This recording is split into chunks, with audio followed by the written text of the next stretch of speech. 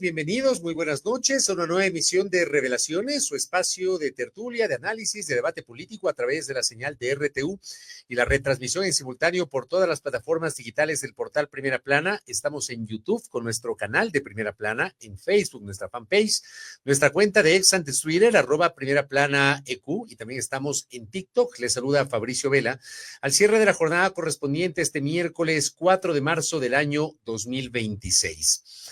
Ayer hablamos en este espacio sobre la situación comercial entre Ecuador y Colombia. Hoy, como lo anunciamos la víspera, queremos hacer un análisis con base en la experticia, los conocimientos que tienen nuestros invitados para tratar de entender lo que está pasando en Medio Oriente. Tal vez uno cuando habla de Medio Oriente, uno le ve muy lejano el tema, pero hay repercusiones de una u otra manera en varios países, yo diría repercusiones planetarias, y el Ecuador no puede abstraerse de aquello, sobre todo en el tema económico, en el tema comercial y fundamentalmente en el tema petrolero.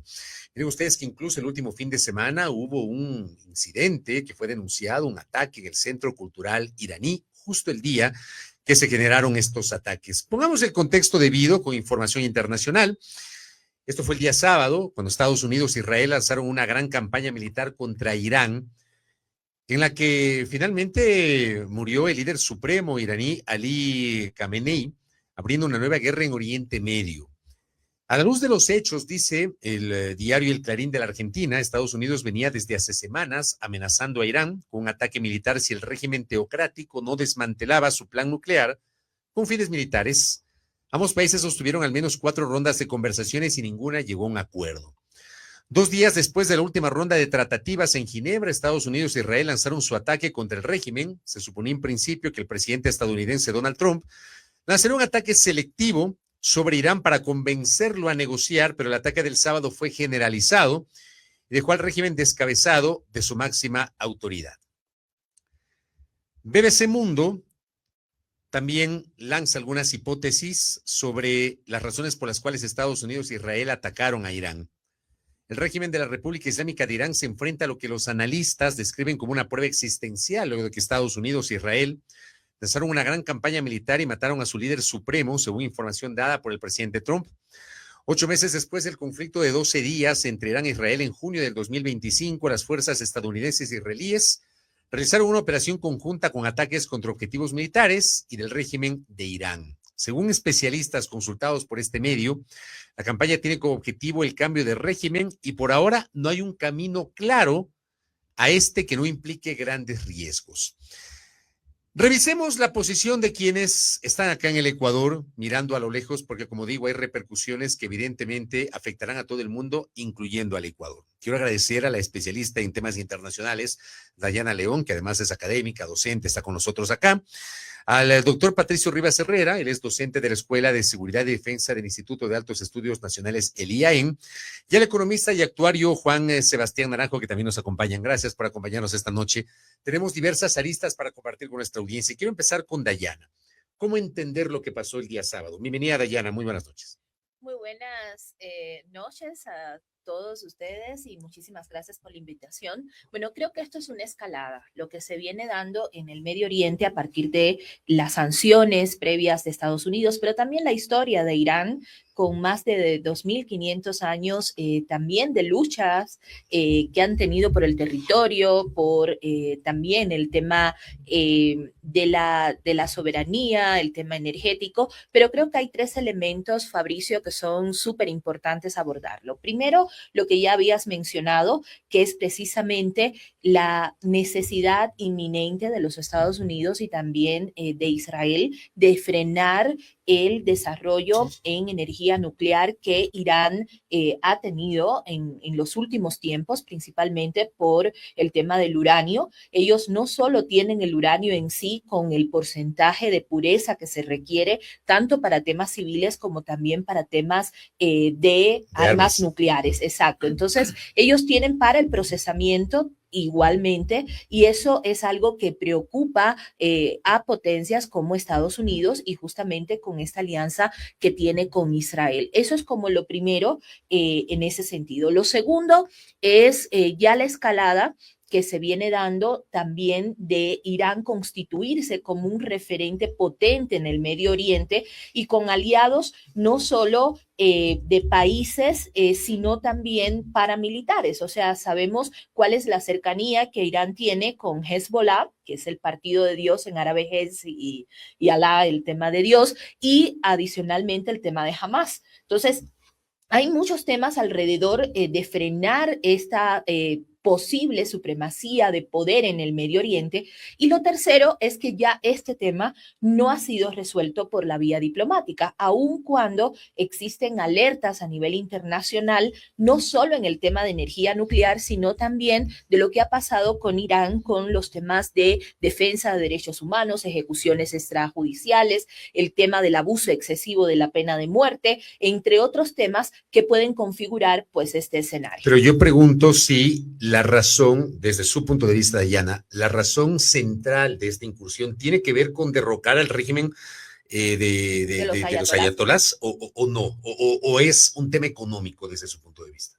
Yo creo que aquí hay una mezcla de la son varios factores. No podemos hablar de uno solo. No podemos hablar de uno solo porque además Irán concentra una crisis que se te va hacia el tema geopolítico, pero también al tema económico, al tema también de garantía de derechos, libertades. Entonces es una mezcla, Irán constituye una mezcla. Por eso yo decía que cuando hay personas que quieren comparar el tema de Venezuela con el tema de Irán y la intervención de Estados Unidos, es absolutamente, totalmente diferente. Tampoco se puede comparar Irak con Irán, digamos, la incursión tampoco estadounidense en Irak versus esta con Irán. Exactamente, y además la cultura iraní. O sea, estamos hablando de que a veces confundimos de los países árabes, Irán es persa, hablan el farsi. Entonces es diferente incluso el contexto geopolítico, cultural. Entonces aquí hay una mezcla de todo un poco porque incluso las últimas declaraciones de Donald Trump han sido muy preocupantes sobre quién va a suceder al líder supremo, exacto. Entonces este consejo no se ha podido reunir presencialmente, incluso han existido, o sea, se reunieron, pero ha existido... Pero últimamente lo que dicen es de que van, de que el sucesor de este régimen, incluso hay una reunión que tuvieron que hacer virtual. Entonces, exacto, pero claro, es una reunión, pero que sean, en la medida de que ya ellos anuncian que se van a reunir o que se reúnen, han existido también amenazas y han existido bombardeos en zonas cercanas. Entonces, sí es un tema complicado y la información que viene es una información incluso muy dispersa del Medio Oriente. O sea, no es que estamos teniendo una información centralizada. El tema de Internet también en Irán está con un porcentaje muy bajo, pero Donald Trump ha dicho en las últimas horas de que él sí le preocupa el tema de la sucesión en Irán porque puede ser incluso más sangriento de lo que ha existido en los últimos días. Ya vamos a profundizar en el tema de la sucesión. Le quiero escuchar al doctor Patricio Rivas Herrera, docente de la Escuela de Seguridad y Defensa del IAEN. Su posición, ¿cómo ve usted la génesis de lo que pasó el día sábado? Bienvenido, buenas noches. Hola, buenas noches. Mira, yo creo que hay que examinarlo desde un contexto más global que puramente el tema del Medio Oriente. En este momento tenemos 3 guerras a escala mundial. Tenemos la de Rusia y Ucrania, tenemos la del Medio Oriente y la de los afganos con los pakistaníes. Es decir, estamos en un contexto de gran tensión del sistema internacional que ha puesto en ascuas la primera conclusión que quiero sacar. Se denota con gran dramatismo el derecho público internacional que Naciones Unidas se borró. Ha tenido una actitud tibia la ONU, ¿verdad? O sea, la ONU ha tenido una actitud cero. O sea, ni siquiera tibia. No, ni siquiera tibia. No, es que se reconocen eso. Ellos lo reconocen. Nosotros tenemos... ¿Pero por qué? ¿Por qué ha tenido esa postura cero? Porque le quedó grande. Naciones Unidas es un tipo de institucionalidad internacional construida en el mundo de posguerra, después de los tratados de Potsdam y Yalta, y era un mundo completamente distinto, equilibrado por una guerra fría, que en todo caso era bastante más pacífica que este periodo. Ese es un primer elemento. Yeah. El segundo, también se borró la política internacional latinoamericana que juega a lo pigmeo en el campo internacional. América Latina se borró de este conflicto. Ni opina, ni entrega una visión en líneas de base. No estoy diciendo que nos pongamos de acuerdo en un gran programa. Pero sí en mínimos. Mínimo. O sea, ¿qué han dicho nuestros organismos e instituciones a nivel regional? Pero tal vez no tiene que ver eso con la polarización política, la orientación que tienen los gobiernos hoy de la región. Pero yo puedo explicar la locura de alguien a partir de la neurología. Pero, claro, o sea, tiene que ver con eso, pero nos borramos. Es decir, el peso específico de América Latina en el contexto internacional hoy día es absolutamente liliputente. Segunda cosa. El tercer elemento, hay que analizar el conflicto en términos asimétricos. Porque para Irán el tema es sobrevivir. Irán gana si sobrevive. Sobrevive el régimen de la República de los Ayatolás. Porque no nos olvidemos que es una república de los Ayatolás. Si sobrevive, gana. Y desde el ángulo y desde la perspectiva de Israel, Estados Unidos, si se derroca el régimen, se pasa a otro tipo de régimen. Es decir, no puedo analizarlo como si fueran factores simétricos. Son completamente asimétricos. Uno gana porque sobrevive y el otro gana porque derrumba. ¿Me explico? Esto no es un conflicto del Medio Oriente solamente. Este es un conflicto con alcance mundial. Anoche, la información económica de hoy día lo indica con total claridad, la economía de Corea del Sur virtualmente se derrumbó. Mira los indicadores, mira las magnitudes econométricas, virtualmente se derrumbó. El 40% del petróleo que llega a China llega desde Irán. Por eso las soluciones chinas en el día de ayer son inmensamente delicadas. Cuando China dice nosotros no vamos a aceptar que se rompa la soberanía de Irán, está diciendo no vamos a aceptar botas sobre terreno, es decir, invasión. No lo vamos a aceptar. Los chinos son bastante precavidos, sabemos, son bastante precavidos en su política internacional y ya lo señalaron. Inicialmente entiendo que los chinos tenían una intención de no inmiscuirse. Tenían una intención de inmiscuirse muy discretamente. Y 6 horas después, lo sabemos, los rusos hicieron una declaración análoga apoyando a los chinos. Pero los rusos tienen el conflicto en Ucrania y no pueden abrir tanto frente. Es decir, el cierre del estrecho de Hormuz, ¿sí? Que por donde pasa el 22%, 20% de la producción petrolera mundial. Claro, pero el 22%. De la producción. Kuwait, Qatar, Emiratos Árabes Unidos, Irán. Ese cierre Oman también. afecta particularmente a China, porque China recibe el 40% de ese 20%. ¿Sí? Es decir, estamos frente a un conflicto que por su impacto radial es completamente mundializado. El mundo va a pagar un impuesto por esto. Van a subir los créditos, va a subir el precio del petróleo y el precio de algunas materias primas que requieren una alta densidad energética en su cadena productiva. Permítame abordar entonces este elemento que nuestro invitado ha mencionado, que es la parte económica. Juan Sebastián, que es economista y actuario. ¿Cuáles han sido las primeras repercusiones? Se cumple hoy, me parece, el 5º día de este conflicto que comenzó el sábado. ¿Cuáles han sido las repercusiones a nivel económico, a nivel crediticio y fundamentalmente a nivel del precio internacional del crudo? Bienvenido. Buenas noches. Claro, creo que hoy por hoy la economía está conectada como un hilo conductor. Lo que pasa en el Golfo Pérsico, hay efectos definitivamente latentes en Sudamérica, en Norteamérica, en los demás continentes.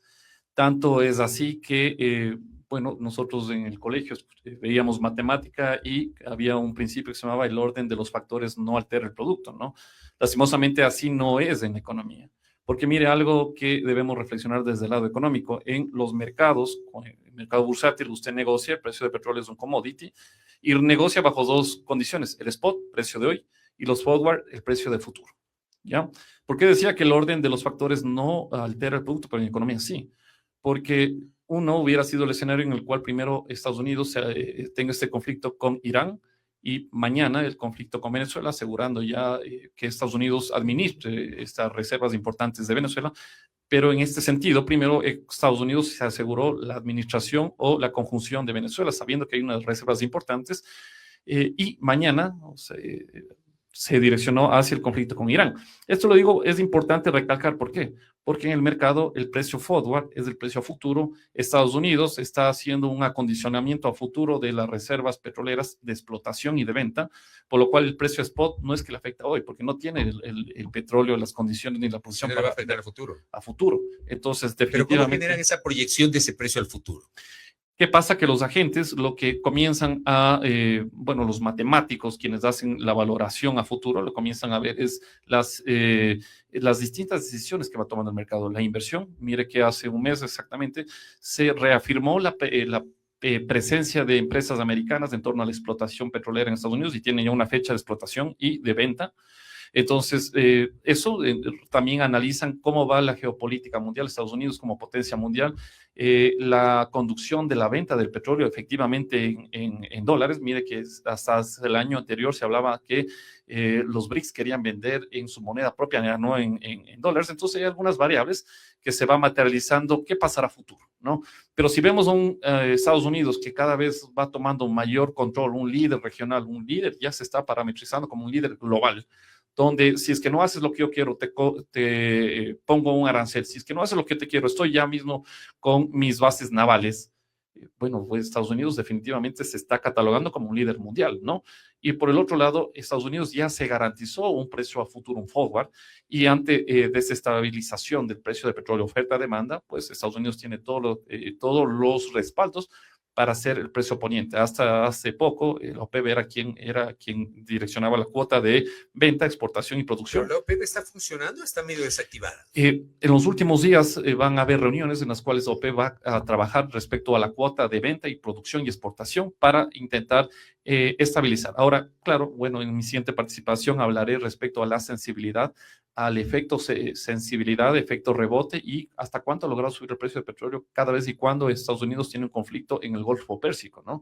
Entonces, bueno, Estados Unidos primero se aseguró el liderato en la región, en el continente, luego ya vamos al Golfo Pérsico, donde efectivamente por el estrecho de Hormuz pasa una posición de entre el 20 y el 22% del petróleo del mundo, pero además golpea directamente ya hacia los países que son competencia, como es China, ¿no? Yo le voy a preguntar más adelante sobre el tema de Ecuador, pero antes yo pregunto sobre el comportamiento petrolero. ¿Podríamos extrapolar y tal vez subirnos en la máquina del tiempo e irnos al inicio de la década de los 90 cuando ocurre esta primera incursión con la Operación Tormenta del Desierto que generó el presidente George Bush, el padre, en aquel tiempo, para invadir Irak y defender a Kuwait, y allí también hubo una desestabilización del precio del petróleo? ¿Podría ser un efecto similar, pregunto? Sí, para aquel entonces el precio del petróleo se disparó, creció exactamente el 78% del precio nominal. En los 90. En los 90, efectivamente, cuando, claro, el poder adquisitivo del dólar es muy distinto a lo que pasaba el día de hoy, ¿no? Entonces, efectivamente, es un sacudón global. Pero podría pasar lo mismo hoy. Definitivamente que sí, pero claro que en aquel entonces no es que todos los países producían y tenían la tecnología que hoy tienen. Estados Unidos hace poco descubrió el famoso fracking, la fractura, y le pone como ya un país líder en torno a la tecnología, en torno a la producción, exportación y producción de petróleo. Ya le voy a dar la palabra a Dayana, solamente en esta parte del petróleo, porque lo había mencionado el doctor Patricio Rivas. ¿Coincide con esa visión del comportamiento del precio del petróleo que acaba de mencionar el economista? Sí. Voy a tributar a tu reflexión y darle una vuelta de tuerca al mismo tipo de reflexión. Yo creo que esta es una guerra por el dólar. Es decir, el conjunto de hechos, desde Venezuela hasta el Medio Oriente, desde Ucrania hasta Rusia, desde Afganistán, ¿sí?, es una guerra mundial por mantener la estabilidad del dólar. ¿Por qué? Estados Unidos está perdiendo competitividad. El dólar se está depreciando, el dólar. Aceleradamente. ¿Frente a qué monedas? A una canasta de monedas diversas. Pero el principio de amenaza ya estaba operando geoeconómicamente a escala internacional. Si tú observas las declaraciones, te voy a agregar 3 comentarios muy notables pie de página. El día de ayer, el secretario Rubio dice que sabían que Irán no tiene bomba atómica ni iba a tener. Lo señaló en una conferencia. El día de ayer, un grupo de generales y coroneles retirados del ejército norteamericano señalaron que esto era una grave improvisación. Estoy hablando del contexto interno de la política norteamericana. Y el día de ayer se eligió ya el suplente del ayatolá, que es el hijo del actual ayatolá, solo que con una diferencia que no es menor. El ayatolá asesinado era un ayatolá que por principios teológicos señalaba que no se debía tener bomba atómica. Eso lo sabe todo el mundo.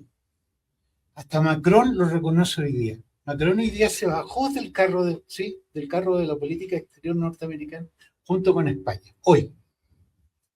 Y dice, bueno, sabemos que es así y esto es una guerra ilegal. Dice Macron. Que lo diga Pedro Sánchez podría ser, me explico, ¿no? Pero lo dice Macron. O sea, aquí hay un cuadro interno también en la política interna norteamericana donde se conjugan dos grandes estrategias. Una estrategia gradual y mundialista para reflotar la estabilidad del dólar en términos de moneda de cambio internacional, y la otra, una estrategia de carácter geopolítico para recuperar al dólar en el contexto mundial. Esa es la lógica. Esto tiene una gramática de fondo que hay que descubrir, porque si no nos vamos de Caracas, me explico, no a Moscú y de Moscú a Ucrania. Y no somos capaces de construir el hilo rojo que logre interpretar todo esto. Ahora bien, Dayana, esta postura que acaba de mencionar el doctor sobre Francia, y también ha mencionado lo de España. De hecho, Trump, y no sé cuál va a ser, al momento que estamos grabando este programa, no conozco cuál va a ser la reacción de Trump sobre Francia, pero sobre España su reacción fue furibunda. ¿Qué implican estas posturas de los gobiernos de España y de Francia en este contexto de allá? Bueno, es un tema que no están de acuerdo efectivamente con la política de los Estados Unidos. Desde el inicio también han existido como estas tensiones entre Francia y España con lo que ha manifestado Donald Trump desde el inicio. Pero yo ahí sí quiero mencionar algo y súper interesante los análisis de los colegas que estamos hoy debatiendo acá, pero esto se conecta mucho con lo que Donald Trump quiere para Estados Unidos. Y Donald Trump quiere un Estados Unidos fuerte, seguro hegemónico. Y próspero. Totalmente. Y esto es algo importante mencionarlo porque el primer decreto que se da desde el Departamento de Estado fue declarar estos tres elementos como parte de una política interna y externa de los Estados Unidos. Es decir, cómo con el mandato de Donald Trump se hace a Estados Unidos más fuerte, más próspero y más seguro. Y en función de estos tres elementos, y yo coincido totalmente, ha existido una escalada de hechos, es decir, el tema que pasó con Venezuela, ahorita lo que está sucediendo con Irán, ahora también poner en una posición y que tomen postura ciertos países como el caso de Francia y España. Eso ha sido parte también de una estrategia del gobierno de Estados Unidos para ir redefiniendo también el contexto internacional y su hegemonía. Ahora, expliquémosle a la audiencia, sobre todo a nosotros que somos ignorantes en estas materias, ¿cómo funciona el régimen o el gobierno iraní?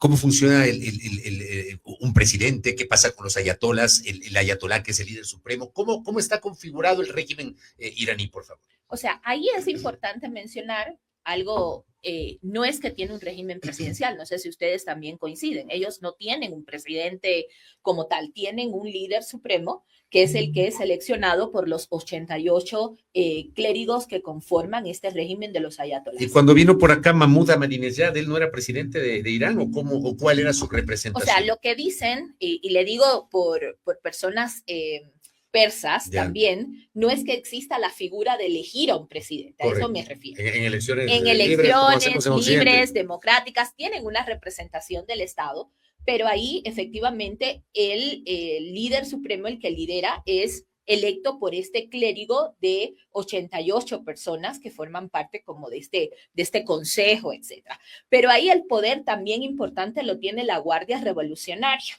Esta Guardia Revolucionaria es la que también impulsa internamente, y por eso cuando hablaba el doctor justamente del hijo del ayatolá, exactamente, él no es una figura menor, o sea, él ha estado también comandando desde la sombra ahí, incluso dicen algunas fuentes que es quien maneja la cuenta de X también, y que, exacto, o sea, hay como algunos temas que obviamente eso tendría que pasar por confirmaciones y todo lo demás, pero que adicionalmente tiene una representación no solo internamente con esta Guardia Revolucionaria iraní, sino también que él ha estado involucrado y externamente en estos grupos que hacen acciones del régimen iraní fuera del país. Es decir, el vínculo con otros grupos. Entonces, no es como lo estamos viendo ahorita, y de hecho, creo que también, y ahí lo conecto con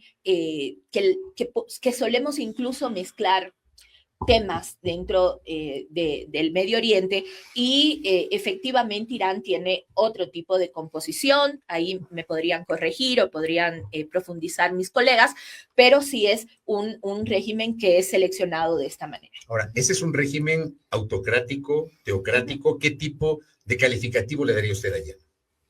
O sea, es un régimen totalmente autocrático. O sea, en donde, por ejemplo, la mujer no tiene espacio. No tiene espacio. No tiene espacio y eso es uno de los temas fundamentales, de lo que ha pasado incluso con ejecuciones extrajudiciales, temas de derechos humanos en Irán, protestas también que han existido. Ha existido pena de muerte a personas que han protestado, han tenido temas políticos también.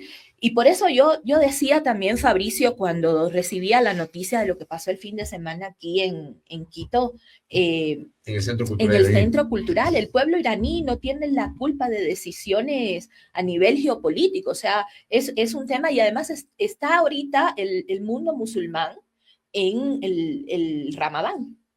Entonces, ellos tanto aquí estaban en el Centro Cultural iraní, en esta etapa donde se confluye, tienen un ayuno extenso, luego en la noche tenemos mesas que se sirven, te digo, porque en mi casa tenemos un musulmán, entonces nosotras no hacemos Ramadán, pero él sí lo hace y sí compartimos y eso es un ayuno durante todo el día y en la noche es que se puede compartir en casa. Ahora bien, retomo el tema petrolero y de transporte marítimo. Quisiera, Juan Sebastián, que le expliquemos a la audiencia cuál es la importancia del estrecho de Hormuz. Por donde bien habían citado ustedes en la participación anterior, circula un porcentaje muy importante del petróleo planetario. Expliquemos y grafiquemos cuál es la importancia de este estrecho, por favor. Claro. Bueno, entre el 20 y el 22% por el estrecho de Hormuz se comercializa, ¿no? Se direcciona estos recursos que se centran en el Golfo Pérsico. Y para comercializar hay algunos insumos, ¿no? Insumo como es tanto el costo marítimo, tanto es el direccionamiento a tiempo de producción y venta del derivado o del petróleo como tal. Pero aquí hay dos variables importantes, tanto el costo del insumo, pero también tanto el costo de transporte, ¿no? Yo quería, y estaba pendiente de dar las cifras desde 1979, cuál fue el impacto del valor del petróleo y cuál fue la consecuencia a partir de este conflicto. Y luego de ello, obviamente, vamos viendo las consecuencias. En 1979, sí, la revolución iraní, el precio del petróleo hubo un efecto del incremento del 100%. Sí, obviamente eso también tiene que ver con la cantidad de días de conflicto. Cuando Irán se convierte en República Islámica. Efectivamente. En el año 1990, ustedes ya comenzaron la famosa guerra del Golfo, el precio del petróleo hubo un incremento del 120%. Sí, eso efectivamente hablábamos de que el poder adquisitivo del dólar para 1990 es muy distinto que para hoy 2026. Y los países productores y los países que tenían tecnología de producción y extracción eran distintos de los que tienen hoy. Para el año, sanciones en Irán en el año 2012, que ya comienza, ¿no?, la relación con Estados Unidos, hubo un desplazamiento de exactamente $20 como precio nominal y como porcentaje exactamente hubo del 35% del precio del petróleo. Para el año 2020, el famoso conflicto del Soleimani, hubo un incremento apenas del 5% porque llegaron, creo que, acuerdos que se solventaron eso no tantos días, por eso el precio del petróleo no se desplazó, y el incremento del año 2026, que recién es un incremento inicial, va entre el 5 al 9% ya a nivel de bolsa. Entonces, ¿qué significa? Que si es que este conflicto se va en mayor cantidad de días, haciéndose paralelismo con lo que pasó en 1979 o en 1990, definitivamente el precio de petróleo podría escalar a cifras históricas. ¿Podría rebasar los $100? Si es que el conflicto no se resuelve en el corto plazo, definitivamente. Porque, por ejemplo, Bloomberg estima un aumento de hasta $108 si se cierra el estrecho de Hormuz. Aproximadamente, dice la nota, una quinta parte del flujo mundial de petróleo pasa por esta vía fluvial, que va un poco en los porcentajes que usted señalaba, ¿no? 20-25% del comercio de crudo, lo que convierte en un punto crítico de estrangulamiento energético. Pero aquí hay un vaticinio, $108, cuando hasta el año pasado los especialistas en materia económica y petrolera veían muy difícil en el horizonte que volvamos a tener un precio superior a los $100. Tanto es así que, bueno, Ecuador, un país pequeño, Sudamérica, país en vías de desarrollo, pues en el presupuesto general del Estado disminuyen respecto del año 2024 y lo dejan situado por esas proyecciones en $60, porque la expectativa del precio del petróleo no es que iba a incrementar. Claro está que dentro del escenario global y sabiendo que el Ecuador simplemente es un país que acepta las condiciones internacionales, no es un país poniente de precio, ¿no? Entonces, obviamente, los escenarios y las expectativas podrían variar significativamente. Sin embargo, respecto al año 2025, el precio de petróleo era mayor al que se puso en el presupuesto para el año 2026. Entonces, definitivamente, Ecuador y obviamente el resto del mundo tenían las expectativas que el precio de petróleo no iba a incrementar, mejor iba a disminuir. Ahora, hemos hablado de petróleo y de dólar. Yo le pregunto a Patricio Rivas si es que hay algún otro commodity o alguna moneda, algún otro producto que puede eventualmente verse afectado por esta crisis en Medio Oriente. A ver, yo tengo la percepción de que la política externa china, en los últimos 10 años, pero particularmente en los últimos 5, de muy distinta manera, y sería una narrativa muy tediosa decirlo, está instalando al yuan como moneda de cambio. De hecho, los rusos y los chinos no negocian en dólares, o negocian muy poco en dólares. Entonces hay un principio de amenaza que en el Partido Republicano, expresado por el presidente Trump, se expresa en una geopolítica de la contención y de la recuperación de hegemonía, que yo veo muy difícil que se logre recuperar. O sea, no veo que se vaya a recuperar la hegemonía norteamericana. Y hay una política de apertura, de mundialización y globalización representada por la élite del Partido Demócrata norteamericano. ¿Sí? Y esas dos fracciones se enfrentan a escala mundial. Y ese es un año electoral, además, ¿no? Es un año electoral. Pero fíjate lo para. Tenemos la renovación parcial de la legislatura estadounidense. Y tenemos elecciones en Israel. También. En el mismo periodo, claro. Las de Israel son presidenciales. Entonces, lo paradojal de todo esto, y lo que transforma en una suerte de madeja compleja el asunto, es que en algunos aspectos que tienen que ver con temas valóricos, mundiales, vamos a encontrar a Trump cerca de Putin. ¿Sí? Putin es de la Iglesia ortodoxa. Yo diría los grandes principios conservadores los vamos a encontrar próximos. Y en algunos aspectos vamos a encontrar a Macron mucho más próximo al Partido Demócrata. ¿Sí? Y si tú me permites, en algunos aspectos voy a encontrar más próximo a Lula. ¿Sí? Voy a encontrar mucho más próximo a Lula con el Partido Demócrata que con Trump. Este es un juego de ese tipo, donde América Latina, Ecuador, Brasil, México están moviendo fichas cortas en un juego muy complejo, pero algunos lo están haciendo. Entonces, si no entiendo esa trama, me quedo con la gestualidad del hecho. Pero esa trama que usted está graficando creo que es muy compleja de entender. Y al final del día, ¿cuál podría ser el resultado? El resultado es una inestabilidad creciente del sistema mundial y de la gobernabilidad mundial durante los próximos años. Fíjate tú, que ayer el Departamento de Estado, y ya se sabe, empieza a tomar, esto debe venir de hace un par de meses, lo sabemos en esta semana, empieza a tomar contacto con los kurdos. Porque los kurdos son anti-ayatolas. Irán tiene un montón de grupos étnicos religiosos. Los iraníes persas son el 60% de la población. Claro, que es lo que decía Dayana, ¿no? Si que es un país mayoritariamente persa. Claro, si yo quiero tener voto en tierra y no invadir, armo el terrorismo kurdo. Pero si yo armo el terrorismo kurdo para apoyar la política norteamericana, los turcos se van a sentir profundamente preocupados. Y los turcos son parte de la OTAN. ¿Se entiende? Entonces, esto no es un juego suma cero. Esto es una ecuación de matemática de catástrofe. Es completamente abierta. Por lo cual, yo creo que quien gana fundamentalmente en el corto mediano plazo, ¿sí? Quien gana, tanto entre Rusia y Ucrania, tanto en Afganistán como en este conflicto, es China. O sea, China podría convertirse en el gran ganador. China está ganando. China, sin hacer mucho, está ganando. Te pongo un caso hipotético simplemente para graficar, con mucha torpeza analítica el caso.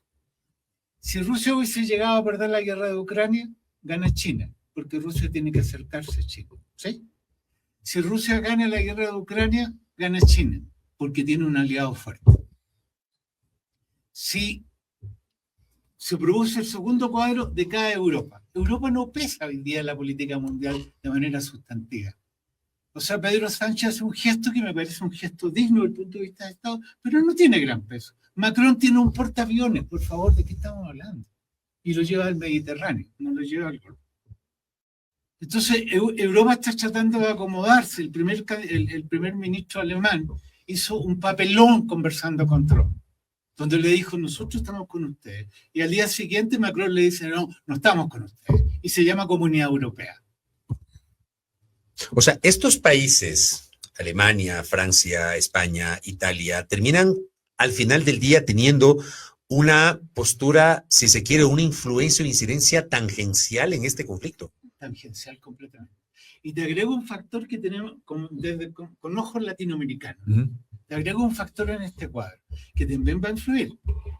Los peruanos construyen con financiamiento chino el puerto de Shanghái, ¿sí? En Perú. Claro. Sí. Es todo un tema geopolítico. Sí, Xi Jinping estuvo en Perú, pues. Claro. Pero Trump le dice, mire, esto es un problema. O sea, renegocio con los chinos porque esto no me interesa.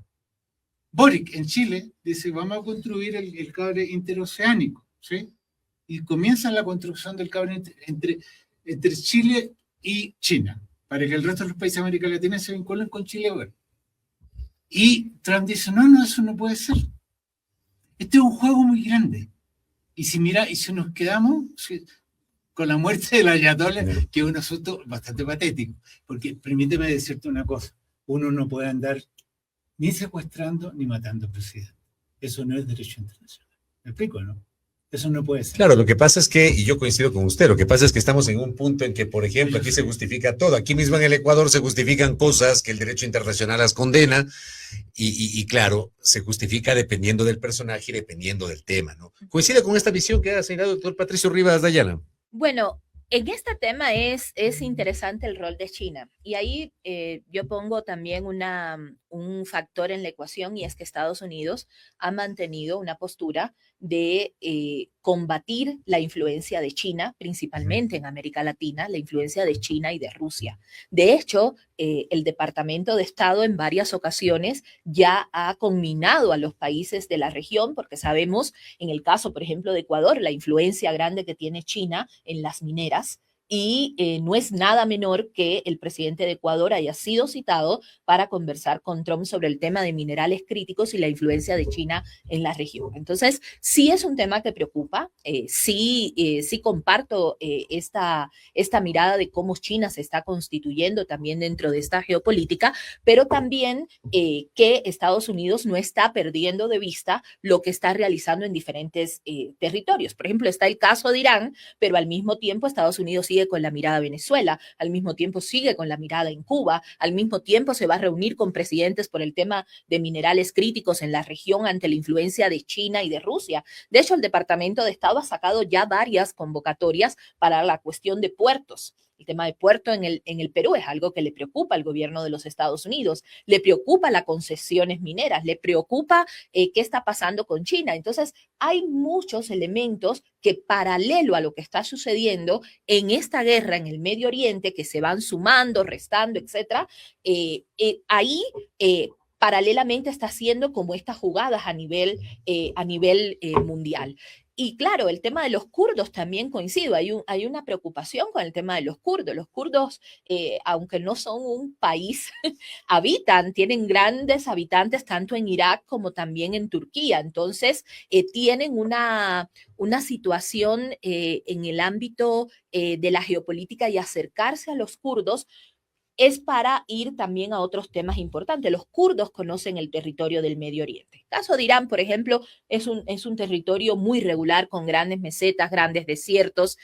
Ahora existe un ataque a través de vía aérea, pero Estados Unidos e Israel saben que es muy difícil penetrar en un territorio, pisar tierra en Irán. Eso es muy difícil, principalmente por la geografía de Irán, que le estoy diciendo. O sea, hay muchas mesetas, muchos desiertos y el conocimiento del territorio es bastante complejo. Ahora, doctor Rivas, usted hablaba también y mencionaba, ponía en el tapete de la discusión el tema geopolítico y el tema de América Latina. A ver, América Latina tiene en este momento una configuración básicamente con gobiernos del centro hacia la derecha. O sea, uno va a Argentina, tiene a Milei, José Antonio Caz está por asumir el poder en Chile. Tenemos en Bolivia al presidente Paz, que es un hombre del centro hacia la derecha. Tenemos acá en Ecuador al presidente Noboa. Estamos a la vuelta de la esquina con las elecciones en Colombia. No sé qué vaya a pasar, más allá de que el candidato de la izquierda está liderando los sondeos, pero eso está, digamos, en suspenso. No tengo claro qué va a pasar con Delcy Rodríguez en Venezuela, ni cuál va a ser su orientación, más allá de que ella se mantiene en el poder, en esta jugada que muchos han generado o han tenido algunas lecturas distintas. ¿Qué pasa con América Latina en ese sentido? Porque claro, una cosa era la Argentina de los Kirchner o de Alberto Fernández más cerca de China o de Irán. Una cosa era la Venezuela de Maduro más cerca de Rusia, de China y de Irán. Una cosa era el Ecuador de Rafael Correa más cerca de China, Rusia e Irán. Otra cosa es América Latina hoy. ¿Cómo vemos eso en medio de este conflicto, por favor? Vale. Quiero hacer un breve anexo. Por favor. A algo que reflexioné antes. Yo creo que para Estados Unidos el conflicto en Irán es un conflicto de carácter geopolítico y yo puedo entender la complejidad de la política norteamericana en el contexto de Trump y también del Partido Demócrata. Y todas estas cartas de los grupos de exoficiales. Para Israel es un tema existencial. Y eso es clarísimo.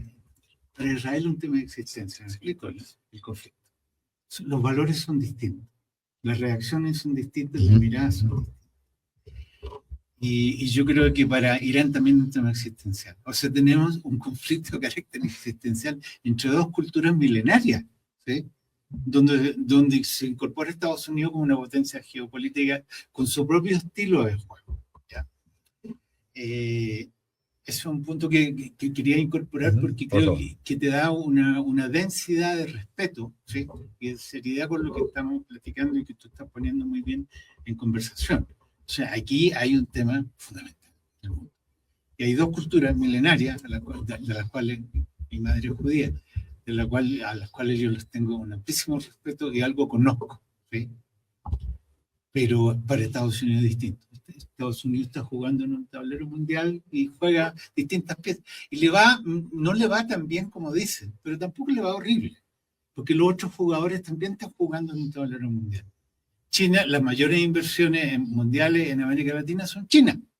El principal socio de Chile, con todos los presidentes, desde la Bachelet hasta Kass, es China. ¿En el tema minero? En el tema minero.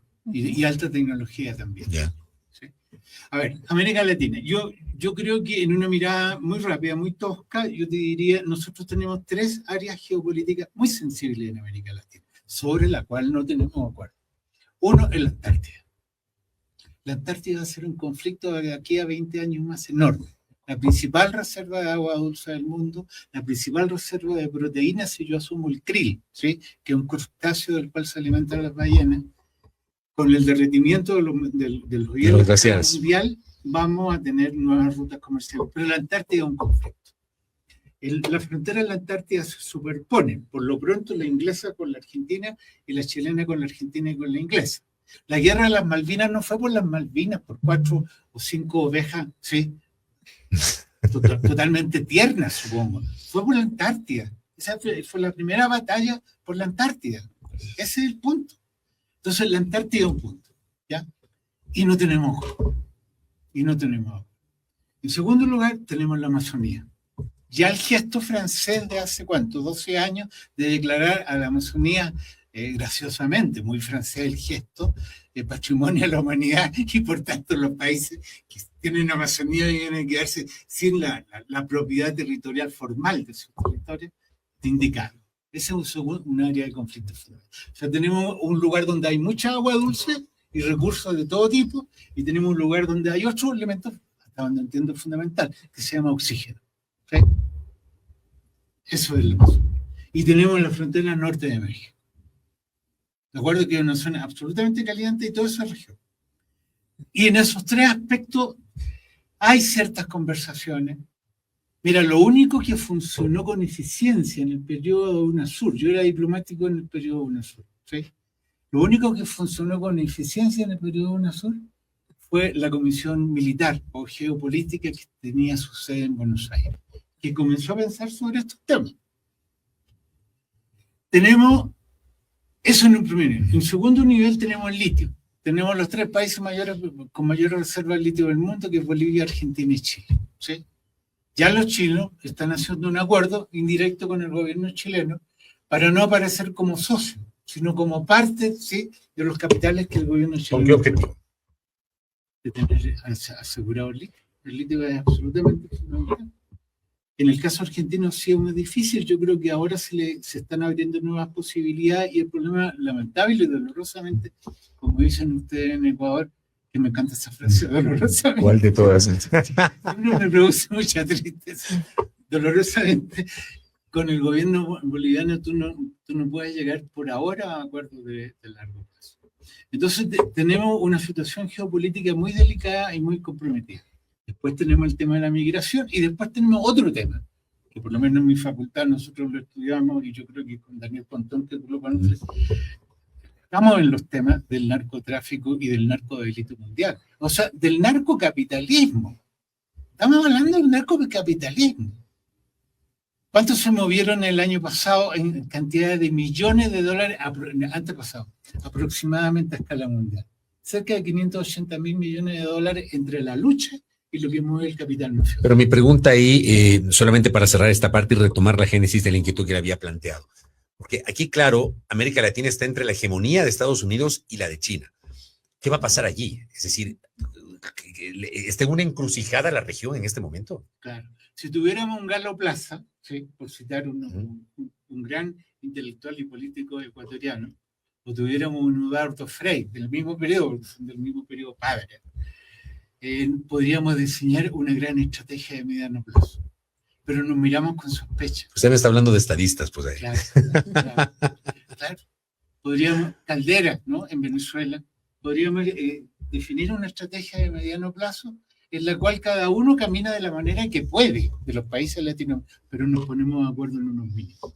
Mira, la flota china se lleva cuánto pescadito hay frente a las costas particularmente de Perú y Ecuador. Tenemos 3 flotas que no son impactantes a nivel mundial, pero podrían controlar eso perfectamente. La chilena, la peruana y la colombiana. Simplemente eso. Entonces, aquí hay un concepto agrario tardío de la integración latinoamericana en este contexto. Particularmente porque tú lo insinúas, y yo lo comparto, porque en mi opinión los chinos van a ganar el juego. Estados Unidos perdió competitividad económica. Y la geopolítica es una cosa, pero la economía política es otra, me explico, ¿no? Ahora, hablando de la parte económica, Ecuador. ¿Qué pasa con el petróleo ecuatoriano, Juan Sebastián? ¿O qué pasa con la economía ecuatoriana, que además está atada al comportamiento del dólar? Sí, solo como un dato, bueno, yo no le veo a Estados Unidos como el gran perdedor, mejor lo veo estratégicamente moviéndose bien, porque usted regrese a ver en torno a la lógica que se ha podido intervenir. En el mundo están regados tanto dólares y yuans, y la cantidad de reservas mundiales, el 75% del mundo está en dólares y apenas del 15% está en yuans. Entonces lo que lleva a decir es que Estados Unidos haga lo que haga, sigue teniendo la moneda primaria en un 75% regado por el mundo entero, ¿no? Y otra reflexión es que cada vez y cuando ha habido guerra, ya vemos algunas guerras desde los 50s, hay una industria que se activa, ¿sí? Y es la industria armamentística, ¿no? Y usted revise ver desde 1950 cuál ha sido el país que normalmente potencia estas industrias. Estados Unidos. Estados Unidos es el gran ganador cada vez cuando se activa esta industria. Pero algo además que los economistas vemos y que nos vemos o reflexionamos es que Estados Unidos tiene la mayor cantidad de reservas de moneda, de dólar en el mundo, y algo que está pasando hoy por hoy es que si el precio del petróleo y otros commodities comienzan a incrementar el precio, algo va a pasar que se llama la revalorización. El dólar se está revalorizando, en otras palabras, está tomando valor. Pero si entonces la mayor cantidad de monedas, de reservas en el mundo es el dólar y se está revalorizando, hay un gran ganador, ¿no? Entonces, claro, desde el lado económico, el sentido es que, uno, estamos activando la industria armamentística que es de Estados Unidos. Dos, la mayor cantidad de monedas en el mundo se está revalorizando, entonces alguien va a ganar por esta revalorización, este spread que está ganando la moneda, y eso es de Estados Unidos. A mi criterio muy personal, creo que Estados Unidos del todo no va a perder en este conflicto. Pero tampoco es que China va a perder. No, claro, yo quiero hacer Perdón, un pues, agregado. dele. Mira, te voy a poner un solo ejemplo. Sí, el dólar conserva eso, pero va en decadencia. Y los chinos tienen su mayor reserva en dólar, entonces también se valoriza. O sea, por favor. Pero espérame un segundo. Mira, Cortito para dar la sí, palabra a José. los misiles que está usando Irán valen, en el mayor de los casos, $30.000. Para contener uno de esos misiles, tú necesitas 3, que vale cada uno $6 millones. Eso se llama economía de la defensa. Eso se estudia. Correcto. Prosiga, por favor, José. En 1930 se activó la economía americana a través del gasto público, el gasto público armamentístico, ¿no? Queremos activar la economía, queremos activar la industria, se llama gasto público. Esto sale desde el gobierno central. Me parece interesante, obviamente, lo que está pasando. Me parece además importante hacia dónde el norte que está tomando la geopolítica. Estamos viviendo regiones y países que al final se alinean, ¿no?, con Estados Unidos o sin Estados Unidos. Eso definitivamente está pasando, y lo que al final del día lo que está conduciendo es a 3 grandes liderazgos mundiales: Estados Unidos, Rusia y China. Creo que hacia eso se está conduciendo o construyendo la economía mundial. Hablamos del Ecuador. El Ecuador es un país aceptante, no poniente de precios, ¿sí? Y claro, normalmente las personas que no revisan mucho las cifras es, bueno, cada vez que sube el precio del petróleo, Ecuador se beneficia, pero no tanto así es, porque mire lo que pasó en el año 2025, que las exportaciones no petroleras ya superaron a las exportaciones petroleras. En otras palabras, que quienes nos están dando mayor cantidad de ingresos son los productos no petroleros. Sí, entonces usted regresa a ver nuevamente, y desde nuestra consultora nosotros, por ejemplo, y desarrollamos una fórmula que se llama el spread relacionado entre la venta de petróleo y la compra de derivados. Entonces la fórmula nada más es que la balanza petrolera es igual a los barriles exportados menos la cantidad de barriles importados de derivados sobre la variación de petróleo. ¿Sí? Esto nos lleva a una gran conclusión. Por cada incremento, por cada dólar que se incrementa en el mercado internacional, Ecuador aún así se sigue beneficiando por $69 millones, siempre y cuando la relación sea que el $1 que se incrementa por petróleo, un mismo dólar se incrementa por derivado, pero así no pasa. Normalmente el petróleo, el crudo, se incrementa en $1 y el derivado se incrementa en 200 o 300%, ¿sí? Respecto a esta variación. ¿Por qué hay esa diferencia? Porque el mercado internacional, usted mire solo en Ecuador, regrese a ver cuántas plantas de producción de derivados a partir del petróleo hay. Tenemos una, y no alcanza, si no, no tendríamos que importar. Que hablamos de la refinería Esmeraldas. Efectivamente, y una refinería que cada vez se enciende cada vez en cuando, ¿no? Sí, que está en soletas, y las otras 2 refinerías no tienen esa capacidad, la de Xuxufindi y la de Libertad. Por eso es que Ecuador tiene que importar cada vez y cuando. Si es que la relación se mantuviera 1-1, Ecuador se beneficiaría en $69 millones.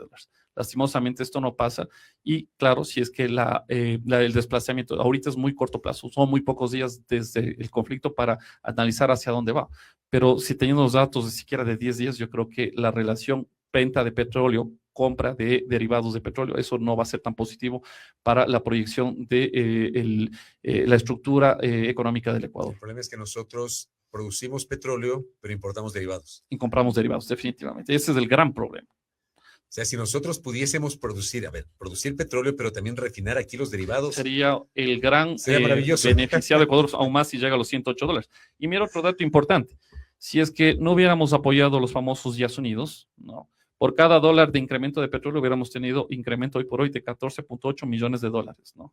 Entonces, lastimosamente, no contamos. Estamos hablando de la explotación de los campos ITT. Efectivamente. No contamos con eso, y obviamente eso viene a declinar los beneficios en ingresos que teníamos al ser una economía dolarizada. Pero usted decía hace minutos que los ingresos no petroleros están de alguna manera superando a los petroleros. Eso está pasando, ese es el camino. Las exportaciones no petroleras son superiores a las petroleras. Ahí le van a dar la razón entonces a los que insisten en que el Ecuador tiene que dejar de ser un país primero exportador de petróleo. Mire, es una reflexión. Hasta hace días pasó a ser el camarón el principal producto de exportación antes que petróleo, pero eso no es pues porque el camarón se ha incrementado, sino es porque la producción petrolera está en debacle. Entonces, obviamente depende cómo la quieras leer, ¿no? Por un lado son Lecturas. titulares de prensa que son, qué bien, estamos como país exportador de camarón, muy bien. Pero por el otro lado es el que él ve y le dice, no es que estamos bien, es que el petróleo se produce y se vende menos. Déjenme hacer una pausita y ya regreso con los últimos 5 minutos, bloque final para conclusiones con esta charla tan interesante que hemos tenido con 3 conocedores en la materia, Juan Sebastián Naranjo, Dayana León y Patricio Rivas Herrera, hablando sobre los efectos de la crisis en Medio Oriente. Vuelvo enseguida. Muy bien, entro al bloque de conclusiones, 1 minuto y medio para cada uno de mis invitados y empiezo con Dayana León. ¿Cómo visualiza lo que se viene, Dayana? Bueno, realmente yo creo que esto no va a parar ahora. Va a No en el existir, corto plazo. no en el corto plazo, pero... O sea, ni pensar que esto dure días nomás. No, y de hecho Donald Trump lo dijo también y lo ha reconocido. O sea, pensaron que iba a existir 3 o 4 semanas, pero ya lo están visualizando con más tiempo. Y esto va a tener repercusiones, Fabricio, en materia de geopolítica, como han mencionado también quienes me acompañan también en este panel, pero igualmente hay que mirar lo que va a pasar con la economía, con el estrecho de Hormuz también, qué sucederá con China y con Rusia, si van a tener posturas mucho más sólidas próximamente, porque actualmente hemos visto que se quieren mantener en este juego dentro del conflicto, no de una manera protagónica, sino ir mirando desde lejos qué es lo que está sucediendo y dar como declaraciones puntuales, pero no con una contundencia que quizás puedan esperar países como Irán, que está teniendo la sede principal y la mira principal de este conflicto. Entonces, creo que esto no va a mermar, puede que exista en la opinión pública, se pueda ir desgastando un poco el tema de Irán, porque ya empiezan a venir otros temas que puede desplazar la mirada de la audiencia en otras temáticas, por ejemplo, en el caso de Ecuador, con lo que está sucediendo ahora con el Comando Sur en el país, entre otros temas que pueden ir minando el desarrollo de los acontecimientos. No creo que esto pare, pero va a tener efectivamente consecuencias a nivel político, económico e incluso a nivel de configuración de aliados y no aliados. Correcto. Conclusión de Patricio Rivas Herrera. ¿Cómo ve lo que se viene, doctor? Mira, yo voy a entrar por otra parte. Yo creo que aquí el punto fundamental es saber si Trump logra salir o fortalecido o debilitado. Si logra salir airoso. Claro. No solo a nivel externo, también a nivel interno, me imagino. Interno, sobre todo interno. Claro. Porque a nivel tiene que rendirle cuentas al Senado. Global, a nivel global tiene una serie de actores, algunos interesantemente poderosos y otros no tanto, que están perplejos por los aranceles, por el ping-pong rápido en términos ajedrecísticos que juega. Pero el punto central, en mi opinión, el punto que va a definir los próximos meses si Trump sale debilitado o sale fortalecido. Punto. Punto 2. ¿Cómo opera China? El juego chino es Go. Nosotros jugamos ajedrez. ¿Sí? Es otro juego. Y yo creo que China va a lograr aparecer como un actor fundamental en el escenario mundial en condiciones de negociar directamente con Trump algún tipo de convenio de gobernabilidad o paz. Y ese debiera ser, en mi opinión, como se debe interpretar el juego chino en este momento. En tercer lugar, ¿cómo logra jugar Rusia con China en este juego? Porque es un juego complejo, que lo aleja del foco de conflicto. Esos 3 factores me parecen los definitorios en términos de matrices de mediano plazo. Respecto a América Latina, bienvenido al mundo de la tristeza. Respecto a América Latina, Lula tiene una posición por un lado, que se aproxima a la de los BRIC, se aproxima a la de la India, pero Milei tiene otra. Bajar. México tiene otra posición porque tiene el conflicto directamente en la frontera. De Venezuela sabemos poco. Venezuela es una caja negra cuántica, ¿sí? No sabemos lo que ocurre adentro, sino solo vemos lo que ocurre fuera. Perú, permanentemente inestable, pero con una economía que igual crece, que es un misterio para Daniel Smith, ¿sí? Y para David Ricardo. Debería ser un misterio lo que ocurre en Perú. Argentina, con varias vacilaciones, el gobierno de Castro no sabemos qué es lo que va a ocurrir con una Centroamérica que de México para abajo la borramos, ¿me explico? ¿No? En términos de modelo analítico y con unas migraciones que continúan. O sea, yo no veo que América Latina en esta coyuntura salga bien parado. En el mejor de los casos, su silencio nos va a ayudar. Correcto. Y cierro con Juan Sebastián. Conclusión final, por favor. Claro que sí. En 2015 se firmaba el acuerdo nuclear entre Irán, Europa, Rusia y China. 2018 los titulares de prensa es Estados Unidos abandona el acuerdo nuclear con Irán. Significa esto que simplemente estamos viviendo ya los indicios o las señales que daba en el primer periodo del presidente Trump. En este segundo periodo, si bien es cierto, Trump podría salir fortalecido o debilitado si es que no tomaba las acciones que tomó con Venezuela, salió fortalecido. En este segundo periodo está tomando las decisiones o las acciones que ya tomó en el primer periodo, ¿no? Al abandonar el acuerdo nuclear, de la misma manera puede salir fortalecido o no, y dependiendo de esto será el preámbulo para el acuerdo que pueda llegar o no con China. Así que hasta el momento Estados Unidos está tomando cierta relevancia a nivel global, lo ha venido haciendo bien. Veamos cuál es el resultado de la decisión que tome o a qué llega con Irán, pero de esto devienen muchas decisiones a futuro. Así que la economía global creo que se está jugando día a día, ficha a ficha, y en torno a ello se va a ir a construir la economía mundial. Quiero agradecerles a los tres por la gentileza, por los aportes. En esta charla, en 60 minutos, hemos tratado de leer lo que está pasando en Medio Oriente, lo que ocurre como repercusión a nivel global y evidentemente lo que podría pasar con nuestra economía y con nuestro petróleo fundamentalmente. Gracias a Dayana León, a Juan Sebastián Naranjo y a Patricio Rivas Herrera por la gentileza de acompañarnos.